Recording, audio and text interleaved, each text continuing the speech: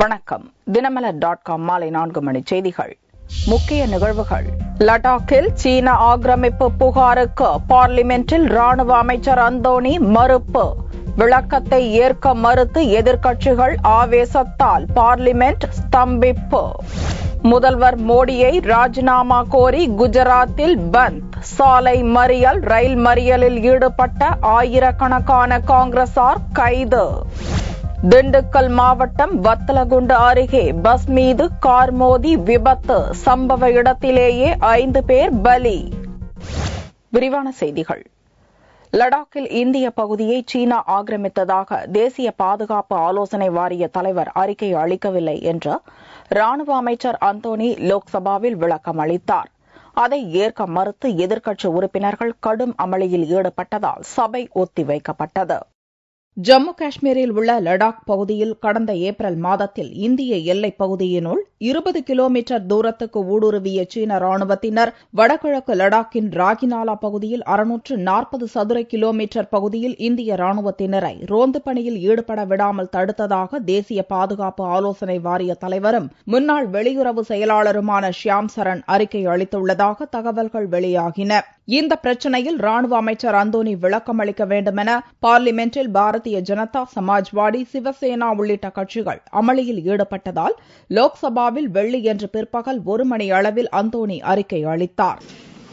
I would like to state categorically that Sri Shyam Charan has not stated in this report that China has occupied or has denied access to India to any part of Indian territory. I would like to assure the House that there is no question of India ceding to China any part of Indian territory. ஆனால் அந்தோனியின் விளக்கத்தை ஏற்க மறுத்து பாரதிய ஜனதா, சமாஜ்வாடி உறுப்பினர்கள் பல்வேறு கேள்விகளை எழுப்பினர். ஆனால் அவர்கள் பேசுவதற்கு அனுமதி அளிக்கப்படவில்லை. இதனால் சமாஜ்வாடி உறுப்பினர்கள் சபையின் மைய பகுதியை முற்றுகையிட்டதால் லோக்சபா மீண்டும் ஒத்திவைக்கப்பட்டது. ராஜ்யசபாவிலும் சீன அத்துமீறல் மற்றும் மேற்கு வங்க பிரிவினை பிரச்சினைகள் எழுப்பப்பட்டன. திரிணாமுல் காங்கிரசார் கடும் கோஷங்களை எழுப்பி பேனர்களையும் தூக்கி பிடித்ததால் ராஜ்யசபாவும் ஒத்திவைக்கப்பட்டது. முதல்வர் மோடியை ராஜினாமா செய்ய வலியுறுத்தி குஜராத்தில் காங்கிரஸ் சார்பில் முழு அடைப்பு போராட்டம் நடந்தது. ரயில் மற்றும் பேருந்தை மறிக்க முயன்ற ஆயிரக்கணக்கான காங்கிரசார் கைது செய்யப்பட்டனர். போலி என்கவுண்டர் வழக்குகளில் சிக்கி 7 ஆண்டுகளாக சிறையில் இருக்கும் குஜராத் IPS அதிகாரி வன்சாரா 3 தினங்களுக்கு முன் குஜராத் முதல்வர் நரேந்திர மோடி மீது திடுக்கிடும் குற்றச்சாட்டை கூறினார். பாகிஸ்தான் தூண்டிவிடும் பயங்கரவாதத்துக்கு எதிராக போராடிய போலீஸ் அதிகாரிகளை பாதுகாக்க தவறிவிட்டதாக கூறிய வன்சாரா என்கவுண்டர்களுக்கு உத்தரவிட்ட ஆட்சியாளர்களையும் விசாரணைக்குட்படுத்த வேண்டும் என்று வலியுறுத்தினார். இதனால் முதல்வர் பதவியை ராஜினாமா செய்ய வேண்டும் என வலியுறுத்தி வரும் காங்கிரஸ் கட்சி வெள்ளியன்று குஜராத்தில் முழு அடைப்பு போராட்டத்தில் ஈடுபட்டது. பந்த் போராட்டத்தால் இயல்பு வாழ்க்கை முற்றிலும் பாதிக்காத போதும் அகமதாபாத், வடஜ் உள்ளிட்ட நகரங்களில் 80% கடைகள் அடைக்கப்பட்டிருந்தன. அதே நேரத்தில் மாநிலம் முழுவதும் பள்ளி, கல்லூரிகள் வழக்கம் போல திறந்திருந்தன. ஆட்டோ, பேருந்து, ரயில்களும் வழக்கம் போல ஓடின. இதனால் பல இடங்களில் பேருந்து மற்றும் ரயில்களை தடுத்து நிறுத்த முயன்ற 1000க்கும் மேற்பட்ட காங்கிரசாரை போலீசார் ஆங்காங்கே கைது செய்தனர். அதோடு போக்குவரத்தை தடை செய்யும் வகையில் சாலையில் டயர்களை எரித்த காங்கிரசாரும் கைது செய்யப்பட்டனர். பந்தை முன்னிட்டு மாநிலம் முழுவதும் 60,000 போலீசார் பாதுகாப்பு பணியில் ஈடுபடுத்தப்பட்டனர்.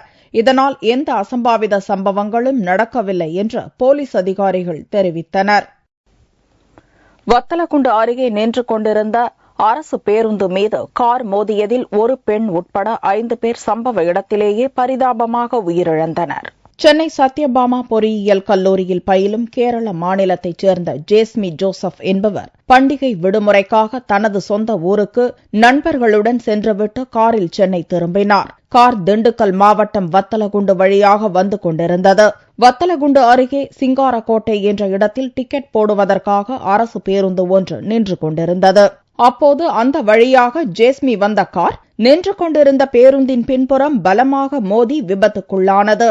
இந்த விபத்தில் காரில் பயணம் செய்த ஜேஸ்மி, ஓட்டுநர் ஜேமி ஜோஸ் உட்பட 5 பேர் சம்பவ இடத்திலேயே பரிதாபமாக உயிரிழந்தனர்.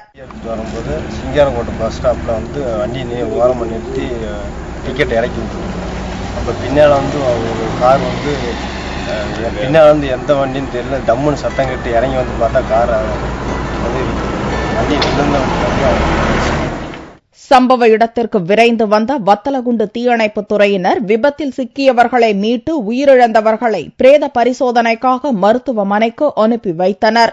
மாவட்ட போலீஸ் எஸ்பி ஜெயச்சந்திரன் மற்றும் அரசு போக்குவரத்து கழக பொது மேலாளர் சுப்பையா ஆகியோர் விபத்து குறித்து ஆய்வு செய்தனர். உயர்நீதிமன்றத்தில் தமிழை வழக்காடு மொழியாக்க வேண்டி தமிழகம் மற்றும் புதுச்சேரி வக்கீல்கள் ஒருநாள் நீதிமன்ற புறக்கணிப்பு போராட்டம் நடத்தினர். தமிழகம் மற்றும் புதுச்சேரி வக்கீல்கள் உயர்நீதிமன்றத்தில் தமிழ் மொழியை அலுவல் மற்றும் வழக்காடு மொழியாக்க வேண்டும் என்று நீண்ட காலமாக போராடி வருகின்றனர். கடந்த 2006இல் இது தொடர்பாக தமிழக சட்டசபையில் தீர்மானம் நிறைவேற்றி மத்திய அரசுக்கு அனுப்பி வைக்கப்பட்டது. அந்த தீர்மானத்தை மத்திய அரசு ஜனாதிபதிக்கு அனுப்பி வைக்காமல் உச்சநீதிமன்றத்திற்கு அனுப்பியது. இந்நிலையில் வெள்ளியன்று தமிழகம் முழுவதும் உள்ள வக்கீல் சங்கத்தினர் சென்னையில் ஒன்று கூடி தமிழை வழக்காடு மொழியாக்க வேண்டி கண்டன ஆர்ப்பாட்டம் நடத்தினர். தமிழை வழக்கு மொழியாக ஆக்க வேண்டும் என்று சொல்லி தொடர்ந்து பல ஆண்டுகளாக வழக்கறிஞர்கள் போராடி வருகின்றார்கள். இன்றைய தினம் தமிழ்நாடு முழுவதும் நீதிமன்றங்களை புறக்கணித்து வழக்கறிஞர்களாகிய நாங்கள் போராடி வருகின்றோம். எங்களுடைய கோரிக்கை என்னவென்று சொன்னால், உயர்நீதிமன்றத்திலே தமிழை வழக்கு மொழியாக கொண்டு வர வேண்டும். கடந்த 4ஆம் தேதி மதுரையிலிருந்து சென்னை நோக்கி வந்த மதுரை மாவட்ட வக்கீல் சங்கத்தினர் பல்வேறு மாவட்ட வக்கீல்களை திரட்டி சென்னைக்கு வந்து சேர்ந்தனர். 3 நாட்களுக்குள் முடிவு தெரியாவிட்டால் போராட்டம் நீடிக்கும் என்று அவர்கள் தெரிவித்தனர். 3 நாட்களுக்குள் இந்திய குடியரசுத் தலைவரின் ஒப்புதலோடு உடனடியாக உயர்நீதிமன்றத்தில் தமிழ் மொழியை அலுவல் மொழியாக அறிவிக்க வேண்டும். தவறினால் மதுரை வழக்கறிஞர் சங்கத்தின் ஏற்பாட்டோடு தமிழக வழக்கறிஞர் சங்கங்கள் வெகு விரைவில் டெல்லி சென்று ஜனாதிபதி மாளிகையை, இந்திய குடியரசுத் தலைவர் மாளிகையை உடனே கையெழுத்திட வேண்டும் என்று முற்றுகையிட்டு கையெழுத்து பெற்றுவிட்டுதான் நாங்கள் திரும்புவோம். அதுவரை இந்த போராட்டம் தொடரும். தமிழ் வழக்காடு மொழி மெட்ராஸ் உயர்நீதிமன்றம் என்பதை தமிழ்நாடு உயர்நீதிமன்றம் என்று பெயர் மாற்றம், அந்தந்த மாநில அலுவல் மொழியை உயர்நீதிமன்ற மொழியாக்குதல் என்பன உள்ளிட்ட கோரிக்கைகளை வக்கீல்கள் வலியுறுத்தினர். தமிழகத்தில் வழங்கப்படும் திருமண நிதியுதவி திட்டத்தின் வருமான உச்சவரம்பை 24,000 72,000 ரூபாயாக உயர்த்தி முதல்வர் ஜெயலலிதா உத்தரவிட்டுள்ளார். தமிழக முதல்வர் ஜெயலலிதா வெள்ளியன்று வெளியிட்ட அறிக்கையில் மூவலூர் ராமாமிர்தம், டாக்டர் தர்மாம்பாள், ஈவேரா, மணியம்மையார், அன்னை தெரசா மற்றும் டாக்டர் முத்துலட்சுமி ஆகியோரின் நினைவாக 5 வித திருமண நிதியுதவி திட்டம் செயல்படுத்தப்பட்டு வருவதை சுட்டிக்காட்டியுள்ளார். இதில் மூவலூர் ராமாமிர்தம், ஈவேரா, மணியம்மையார் நினைவு திருமண நிதியுதவி திட்டத்தின் ஆண்டு வருமான உச்சவரம்பு 24,000 ரூபாயிலிருந்து 72,000 ரூபாயாக நிர்ணயிக்க முதல்வர் உத்தரவிட்டுள்ளார். மேலும் சத்துணவு மையங்களில் புதிய உணவு வகைகளை தயாரிக்க 3,963 குழந்தைகள் நல மையங்களுக்கு 22,23,243 ரூபாய் செலவில் சமையல் உபகரணங்கள் வாங்கிக் கொள்ளவும் முதல்வர் ஜெயலலிதா உத்தரவிட்டுள்ளார். இந்து கடவுள் கிருஷ்ணன் குறித்து அவதூறான சித்திரத்தை கண்டித்து சென்னையில் திக அலுவலகத்தை முற்றுகையிட முயன்ற பாரத இந்து முன்னணியினர் 100 பேர் கைது செய்யப்பட்டனர். இந்து கடவுள் கிருஷ்ணனை பற்றி அவதூறாக சித்தரித்து செப்டம்பர் 3ஆம் தேதி திராவிடர் கழகத்தின் விடுதலை நாளிதழ் மற்றும் இணையதளத்தில் அக்கட்சியின் தலைவர் வீரமணி தலையங்கம் எழுதியதோடு கிருஷ்ணனுக்கு ஜெயந்தி கொண்டாடலாமா என்ற கேள்வியும் கேட்டிருந்தார். இந்துக்களின் மனதை புண்படுத்தும் நோக்கில் செய்தி வெளியிட்டதாக வீரமணியை கண்டித்து வெள்ளிக்கிழமையன்று பாரத இந்து முன்னணியைச் சேர்ந்த 100க்கும் மேற்பட்டோர் சென்னை வேப்பேரியில் உள்ள திராவிடர் கழக அலுவலகத்தை முற்றுகையிட முயன்றனர். வீரமணியை கண்டித்து கோஷமிட்டபடி சென்ற அவர்களை போலீசார் தடுத்து நிறுத்தி கைது செய்து வேனில் ஏற்றிச் சென்றனர். அவருக்கு காவல்துறை நடவடிக்கை எடுக்கவில்லை என்றால் நாங்கள் தமிழ்நாடு ஃபுல்லாக, இந்தியா ஃபுல்லாக புரட்சி வெடிக்கும். முன்னதாக பாரத இந்து முன்னணியினர் முற்றுகையிடுவதை தடுப்பதற்காக அங்கு திராவிடர் கழகத்தைச் சேர்ந்தவர்கள் திரண்டு நின்று கோஷங்கள் எழுப்பினர். இரு தரப்பினரும் ஒரே இடத்தில் எதிரெதிர் கோஷம் எழுப்பியதால் அப்பகுதியில் பதற்றமான சூழ்நிலை நிலவியது. மாவட்ட நூலக அலுவலர் பணியிடங்களை உடனடியாக நிரப்ப வலியுறுத்தி தமிழ்நாடு பொது நூலகத்துறை அலுவலர் சங்கம் சார்பில் உண்ணாவிரத போராட்டம் நடந்தது. பொது நூலகத்துறை சிறப்பாக செயல்பட நேரடி நியமனம் மூலம் நியமிக்கப்பட்டு உரிய கல்வி தகுதியுடன் 18 ஆண்டுகளாக தொடர்ந்து பகுதி நேர நூலகர்கள் பணியாற்றி வருகின்றனர். இவர்களுக்கு பதவி உயர்வு வழங்குதல், காலியாக உள்ள இயக்குநர் மற்றும் மாவட்ட நூலக அலுவலர் பணியிடங்களை உடனடியாக நிரப்ப வேண்டும் என்பன உள்ளிட்ட 10 அம்ச கோரிக்கைகளை வலியுறுத்தி தமிழ்நாடு பொது நூலகத்துறை அலுவலர் சங்கம் சார்பில் வெள்ளியன்று சென்னையில் உண்ணாவிரத போராட்டம் நடந்தது. உரிய கல்வி தகுதியுடன் நூலகர்களாக பணியாற்றுகிற எங்களுக்கு அரசு நிதியிலிருந்தும் நூலக நிதியிலிருந்தும் சில்லறை செலவிட நிதியிலிருந்தும் 3 விதமான சம்பளங்கள் வழங்கப்படுகிறது. இது அரசு துறையில் எந்த துறையிலும் இல்லாத ஒரு கொடுமையை நாங்கள் அனுபவித்துக் கொண்டிருக்கிறோம். எனவே 3 விதமான ஊதியத்தை ஒழித்து நூலக பணியாளர்கள் அனைவருக்கும் அரசு நிதியிலிருந்து ஊதியம் வழங்கிட வேண்டும் என்று இந்த அரசை வலியுறுத்தி கேட்டுக் கொண்டிருக்கிறோம். பகுதி நேர நூலகர் உரிய கல்வி தகுதியுடன் 18 ஆண்டு காலமாக பணிபுரிந்து கொண்டிருக்கிறார். அவர் எம்ப்ளாய்மெண்ட் மூலமாக பணியில் சேரவில்லை என்ற ஒரே காரணத்தை சொல்லிக் கொண்டு அவருடைய வாழ்க்கை இன்றைய தினம் படுபாதாளத்தில் தள்ளி கொண்டிருக்கிறது. இன்றைய தினம் உரிய கல்வி தகுதியுடன் இருக்கிற பகுதி நேர நூலகர்கள் அனைவருக்கும் நாங்கள் ஊர்ப்புற நூலகர்களாக மட்டும் பதவி உயர்வு கொடுத்தால் மட்டும் என்று கேட்டுக்கொள்கிறோம். இந்த எளிய கோரிக்கையை இந்த அரசு நிறைவேற்ற வேண்டும் என்று பணிவன்போடு கேட்டுக்கொள்கிறோம். உண்ணாவிரத போராட்டத்தில் பங்கேற்ற பெண்கள் உட்பட 500க்கும் மேற்பட்டோர் தங்கள் கோரிக்கைகளை வலியுறுத்தி கோஷமிட்டனர்.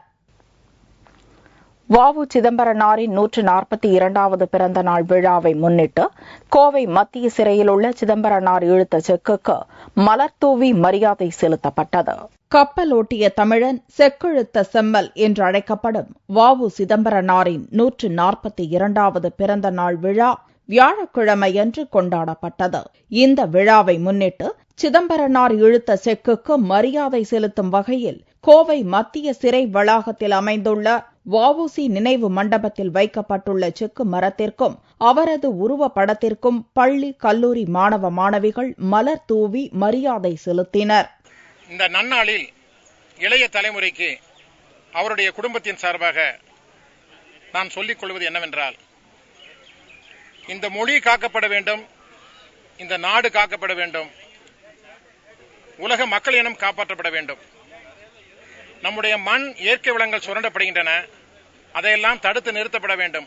இந்த நன்னாளில் அதையெல்லாம் மனதில் கொண்டு நாம் அடுத்த ஒரு விடுதலைக்கு, இந்த நாட்டை மீட்டெடுப்பதற்கு நாம் போராட வேண்டிய ஒரு சூழலில் இருந்து கொண்டிருக்கின்றோம். சிதம்பரனார் பிறந்த நாளை முன்னிட்டு வியாழக்கிழமை அன்று ஒருநாள் மத்திய சிறைக்குள் பொதுமக்கள் மற்றும் மாணவ மாணவிகள் பார்வையிட அனுமதிக்கப்பட்டனர்.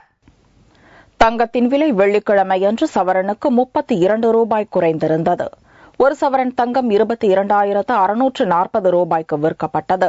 1 கிராம் தங்கம் 2,830 ரூபாய்க்கு விற்பனையானது. வெள்ளியின் விலை கிராமுக்கு 70 காசுகள் குறைந்து 1 கிராம் 59 ரூபாய் 20 காசுகளுக்கு விற்கப்பட்டது. பார் வெள்ளியின் விலை 55,355 ரூபாயாக இருந்தது.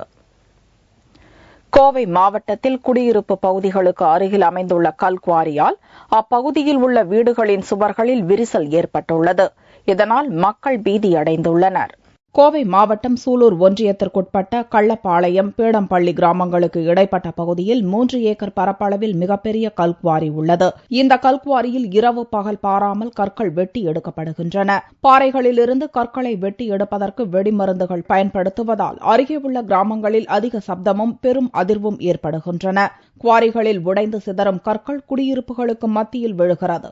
இந்த கல்குவாரியால் கிராமங்களில் உள்ள பெரும்பாலான வீடுகளின் சுவர்கள் விரிசல் விட்டுள்ளதோடு கான்கிரீட் தளங்களும் உதிருகின்றன.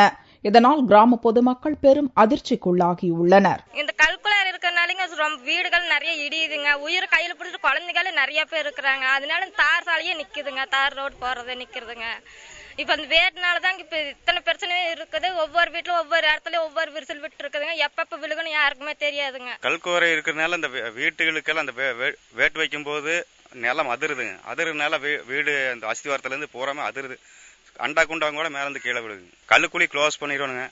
இல்லைன்னா எங்களுக்கு வேற இடத்த காமிச்சு, இல்லைன்னா எங்களுக்கு வீட்டுகளுக்கெல்லாம் பராமரிப்பு பண்ணி கொடுக்கணுங்க.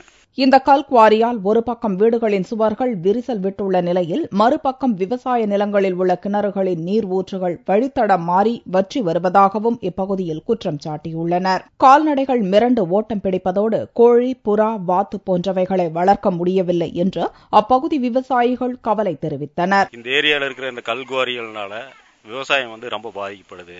அதிகப்படியான மருந்து போட்டு வேட்டு வைக்கிறதுனால ஆழ்துளை கிணறுகள்லாம் அடிக்கடி பாதிக்கப்படுது. அதே மாதிரி கால்நடைகள் இந்த பகுதியில் மேயிருக்கு, அதுக்கு இதுக்கும் எல்லாம் பலத்த அச்சுறுத்தலா இருக்குது. இப்பிரச்சினை குறித்து சூலூர் தாலுகா தாசில்தாரிடம் முறையிட்ட போது குவாரி குறித்து விரிவான கள விசாரணை மேற்கொண்டு அறிக்கை தயாரித்துள்ளதாகவும் அதை மாவட்ட கலெக்டரிடம் சமர்ப்பிக்க உள்ளதாகவும் கூறினார். அதுவரை குவாரியிலிருந்து அதிக சப்தம் ஏற்படாமல் இருக்க வேண்டுகோள் விடுத்துள்ளதாகவும் தெரிவித்தார். மீண்டும் செய்திகள் இந்திய நேரப்படி இரவு 8 மணிக்கு. வணக்கம்.